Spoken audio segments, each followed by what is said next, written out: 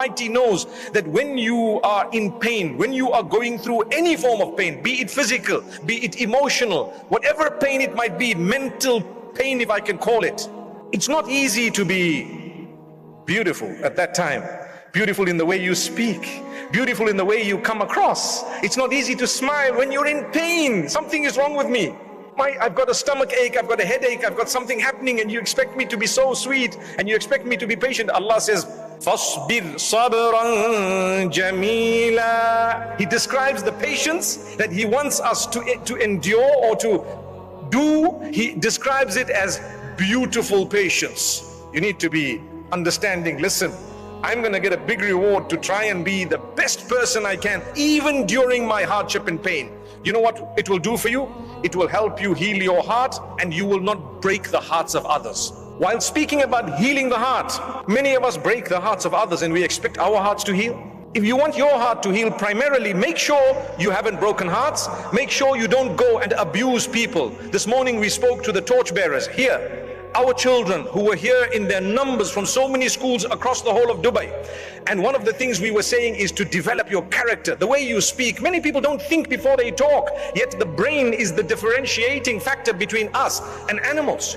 You listen to an animal, what happens?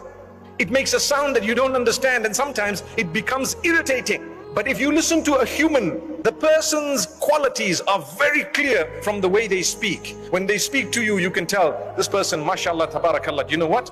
They really think before they speak. They word it so nicely. Allah's blessed them in a beautiful way. That's how I should be. That's how you should be. That's how we should all be. And charity begins at home.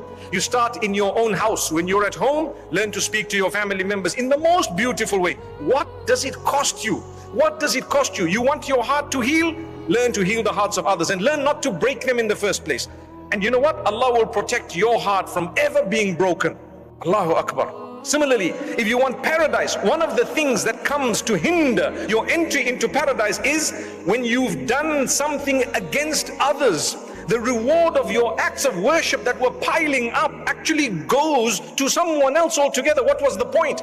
You do your salah, you do your Quran, you do your zakah, you are very charitable, mashallah, you fast in Ramadan, you fast the Mondays and Thursdays, and you fast the mid of the month, Ayyam al-Bid, the 13th, 14th and 15th of the lunar month, and so on. All that fasting, but you're abusing, you're hurting, you're really making people cry because you live with them and you're not considerate of them.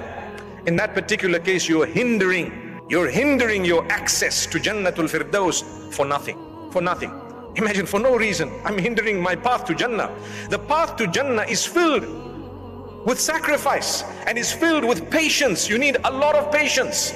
And this is why Allah Almighty expects us to do as much good as we can so that we can get into this paradise. Like I said when I started, your package, that's the word.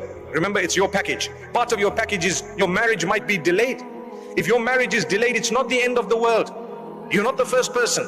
Don't give up. Some people say, well, you know what, I'm already 30. Giving 30? Some people haven't even thought of marriage at that age.